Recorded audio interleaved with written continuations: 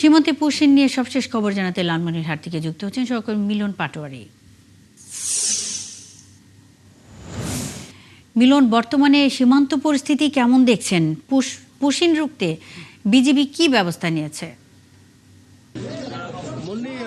দুর্গাপুর সীমান্তে যেহেতু গতকালকে রাত্রে 924 এবং 923 নম্বর মেন পিলারে যেহেতু ভারতীয় বিএসএফ সদস্যরা তারা পুশিনের চেষ্টা চালিয়েছে এবং যে সার্চলাইট নিভিয়ে পরবর্তীতে সীমান্ত এলাকার যে লোকজন লাঠিসোঁটা নিয়ে তারা সেখানে বিজিবি এবং আনসারের সঙ্গে সীমান্ত প্রহরায় ছিল এবং স্থানীয় গ্রামবাসীদের মধ্যে যেহেতু একটা আতঙ্ক বিরাজ করছে, যেহেতু বারবার প্রতি রাত্রেই যে বিএসএফ যেভাবে পুশিনের চেষ্টা চালানোর নামে সীমান্ত উত্তেজনা সৃষ্টি করছে, উত্তেজনার কারণে যে সীমান্তবাসীর মধ্যে একটা যে আতঙ্ক যে আবার কখন কোন ধরনের দুর্ঘটনা ঘটে যায় এই নিয়ে একটা সীমান্তবাসীর মধ্যে একটা আতঙ্ক বিরাজ করছে।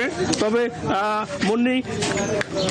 লালমনিরহাট যে দুর্গাপুর সীমান্তে স্থানীয় গ্রামবাসীদের মাঝে আতঙ্ক বিরাজ করছে। আচ্ছা, কি ঘটেছিল, আপনার কিরকম আতঙ্কে আছেন? আতঙ্ক তো খুবই মধ্যে আছি। কত রাত 8টা আনুমানিক হঠাৎ ওরা লাইট বন্ধ করে দেয়। আমাদের মধ্যে সন্দেহ হয় কি ভিড় হইতেছে। তখন আমরা এলাকাবাসী লাঠি সোটা নিয়ে রেডি থাকি এবং বিজিবিকে খবর দিই, তারা দ্রুত আসে। কিন্তু আমাদের প্রতিরোধের কারণে ওরা ঢুকাইতে পারেনি। কিন্তু আমরা এলাকাবাসী এমন একটা টেনশনের মধ্যে আছি, জানি না কখন কি হয়। বারবার এরা পুশিন করার চেষ্টা করতেছে।